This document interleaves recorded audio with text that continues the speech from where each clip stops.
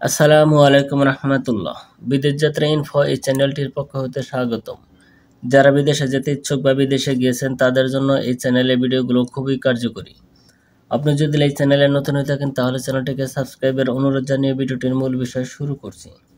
আজকের এই ভিডিওর মূল বিষয় হচ্ছে মৎস্য খাতে মৌসুমি কর্মী নেবে দক্ষিণ কোরিয়া। দক্ষিণ কোরিয়ায় কাজের বেতন ও ভিসা খরচ কত? এখন আমি এই বিষয় নিয়ে সার্কুলারের আলোকে আলোচনা করব। অবশ্যই সম্পূর্ণ ভিডিওটি মনোযোগ সহকারে দেখবেন। এটি বাংলাদেশ থেকে দক্ষিণ কোরিয়ায় কর্মী নেওয়ার একটি ওয়ার্ক পারমিট সার্কুলার বা কাজের ভিসা। এটি প্রকাশিত হয়েছে বয়সেলে। বয়সেলের পুনরূপ হচ্ছে Bangladesh overseas employment and services limited, সংক্ষেপে বলে বয়সেল। এটি প্রবাসী কল্যাণ ও বৈদেশিক কর্মসংস্থান মন্ত্রণালয়ের একটি শাখা। এখানে বিস্তারিতভাবে অনেক কিছু বলা হয়েছে, আমি সংক্ষিপ্তভাবে বলার চেষ্টা করব যাতে আপনারা সহজে বুঝতে পারেন। এটি মূলত বরিশাল বিভাগের জেলা সমীহের স্থায়ী নাগরিকদের জন্য একটি সার্কুলার। এখানে বলা হয়েছে দক্ষিণ কোরিয়ায় ল্যান্ড ফিশারিজ সেক্টর এবং সি ফার্মিং এ মোট 50 জন বাংলাদেশি মৌসুমি কর্মী পুরুষ নিয়োগ দেওয়া হবে। অর্থাৎ 50 জন পুরুষ কর্মী নেবে দক্ষিণ কোরিয়া এই ল্যান্ড ফিশারিজ সেক্টর এবং সি ফার্মিংয়ের কাজের জন্য। এখানে আরও বলা হয়েছে এখানে 4টি ধাপে আবেদন করতে হবে। আগামী 22/2/2025 তারিখের মধ্যে নির্ধারিত পোর্টাল অর্থাৎ এখানে ওয়েবসাইটের লিঙ্ক দেওয়া আছে, এই ওয়েবসাইটে ঢুকে 4টি ধাপে একজনকে নিবন্ধন করতে হবে বা আবেদন করতে হবে। প্রথম ধাপে মূলত এখানে বলা হয়েছে পার্সোনাল ইনফরমেশনগুলো দিয়ে পূরণ করতে হবে। দ্বিতীয় ধাপে পাসপোর্ট ডিটেলস অর্থাৎ যাদের পাসপোর্ট রয়েছে পাসপোর্টের তথ্যগুলো দিয়ে দ্বিতীয় ধাপ পূরণ করতে হবে। এবং তৃতীয় ধাপে ওয়ার্ক এক্সপিরিয়েন্স অর্থাৎ আপনার কাজে দক্ষ পারদর্শী এরকম সার্টিফিকেট থাকতে হবে, সেগুলো আপলোড করে এই তৃতীয় ধাপটি পূরণ করতে হবে। চতুর্থ ধাপে ফিমেলের ডিটেলস দিয়ে প্রাথমিক নিবন্ধন সম্পন্ন করতে হবে। আর সম্পূর্ণ করার পর 100 টাকা ও মোবাইল চার্জ সহ একটি নির্ধারিত ফি প্রদান করতে হবে। এখানে আরও বলা হয়েছে সংখ্যা 50 জন অর্থাৎ 50 জন কর্মী নেবে, মেয়াদ 5 মাস। যেহেতু এটি একটি মৌসুমি কর্মী বিষয় তাই এখানে 5 মাসের কথা বলা হয়েছে। বেতন 10,030 প্রতি ঘন্টা অর্থাৎ 1 ঘন্টা একজন কর্মীকে বেতন দেবে কোরিয়ান মুদ্রায় 10,030 ওয়ান।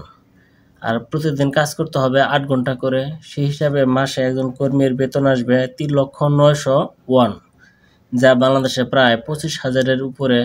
এবং অন্যান্য ইনকামও রয়েছে এখানে। সাপ্তাহিক ছুটির বিষয়ে বলা হয়েছে 1 দিন। আর ভিসার ধরন হবে E8 ভিসা। এটা খুবই গুরুত্বপূর্ণ, যারা কাজে দক্ষ বা পারদর্শী তারা এই কাজের জন্য যেতে পারেন। এখানে চাকরির শর্তাবলীর বিষয়ে বেশ কিছু বিষয় বলা হয়েছে, এগুলো খুবই গুরুত্বপূর্ণ, এগুলো মনোযোগ সহকারে পড়তে হবে। এই ক্যাটাগরির আওতায় যারা পড়বেন তারা আবেদন করতে পারবেন নির্ধারিত পোর্টালে। এখানে বলা হয়েছে চাকরির শর্তাবলীর মধ্যে 1 নম্বরে বৈধ পাসপোর্টধারী ন্যূনতম 1 বছর মেয়াদ থাকতে হবে, অর্থাৎ পাসপোর্টের মেয়াদ 1 বছর থাকা অবস্থায় আবেদন করতে হবে। 2 নম্বর বলা হয়েছে বয়স 30 থেকে 39 বছর হতে হবে, অর্থাৎ কর্মীর বয়স হতে হবে 30 থেকে 39 বছরের মধ্যে।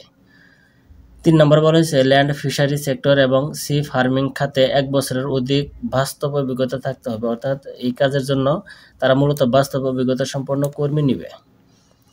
4 নম্বরে বরিশাল বিভাগের আওতাধীন জেলা উপজেলা মৎস্য অধিদপ্তর থেকে ফিশারম্যান আইডি কার্ড, অর্থাৎ আপনি কাজের দক্ষ পারদর্শী এই বিষয়ে অবশ্যই একটা সার্টিফিকেট থাকতে হবে, সেই সার্টিফিকেট তাদেরকে প্রদর্শন করতে হবে অ্যাপ্লিকেশনের সময় বা নিবন্ধনের সময়। 5 নম্বর বলা হয়েছে সমুদ্রগামী জেলের তালিকাভুক্ত FID কার্ডধারী হতে হবে, এটা খুবই গুরুত্বপূর্ণ। পাশাপাশি ইংরেজি বা কোরিয়া ভাষারও পারদর্শী হতে হবে।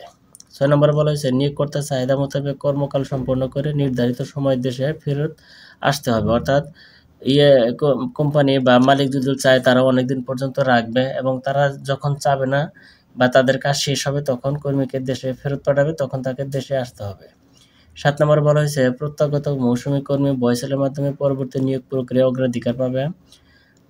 8 নম্বরে কালার ব্রাইটনেস বা রং বোঝার সক্ষমতার সমস্যা যুক্ত হতে হবে। 9 নম্বরে মাদকাসক্ত সিফিলিস শনাক্ত ব্যক্তিগণ অযোগ্য বলে বিবেচিত হবে, এটা খুবই গুরুত্বপূর্ণ, যারা মাদকাসক্ত নেশাগ্রস্ত তারা যেতে পারবে না। 10 নম্বরে ফৌজদারি অপরাধ বা অন্য যে কোনো অপরাধ শাস্তিযোগ্য অপরাধ হলে তারা যেতে পারবে না। 11 নম্বরে দক্ষিণ কোরিয়া অবৈধভাবে অবস্থানকারীগণ অযোগ্য বলে বিবেচিত হবে, তারাও এই কাজের জন্য যোগ্য বলে বিবেচিত হবে না যারা অবৈধভাবে আছেন দক্ষিণ কোরিয়ায়। 12 নম্বরে দেশ থেকে নিষেধাজ্ঞা আছে এবং এমন ব্যক্তিগণ অযোগ্য বলে বিবেচিত হবেন।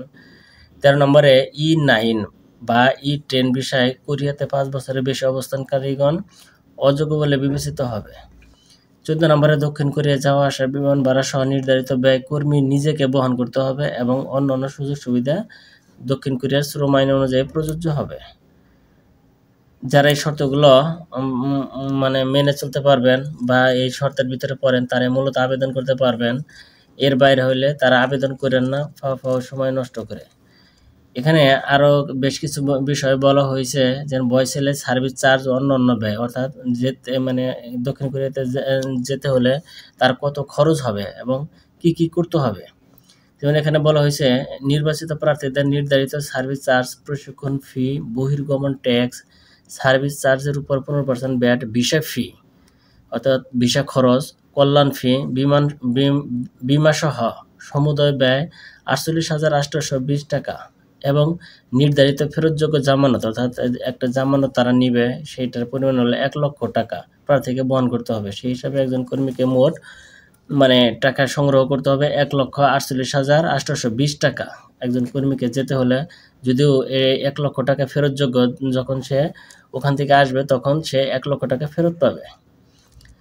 তাছাড়া প্রার্থীকে দক্ষিণ কোরিয়া কর্মসম্পন্ন করে দেশে ফেরত আসতে মর্মে 300 টাকার নন জুডিশিয়াল স্ট্যাম্পে নির্বাচিত প্রার্থীর অভিভাবক ও সুপরিচিতকারীকে স্বাক্ষর করতে হবে।